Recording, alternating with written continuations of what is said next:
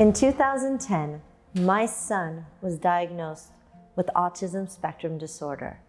I had no idea where this journey was going to take us. When Rio was 10, I took him and his sister to our local pizza restaurant, the place I'd been going since I was a kid.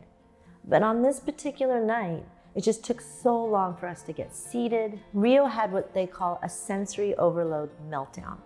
He started crying, he started screaming, he started banging his head, and the next thing I know, all the customers around me start screaming at me to control my kid. What kind of mother am I?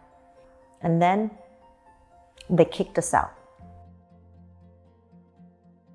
My dad came and picked us up. When I got in the car, I was crying, I was so angry. And all I kept saying was, why can't people just be nice? Why can't they be kind? Why can't they just be a human being and understand that he's autistic? I went home, I went to bed, and when I woke up the next day, all I kept thinking about was, what if that restaurant had known that Rio was autistic? What if they were trained in autism? Would that night have gone down the way it did? And that was it. That was my call to action. That was the birth of Just Bee. Neurodiversity is a civil right.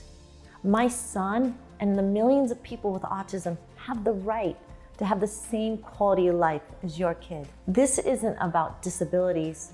This is about possibilities. It's time to change. It's time for local businesses and communities to better help people with autism. It's time for Just Bee. Join us.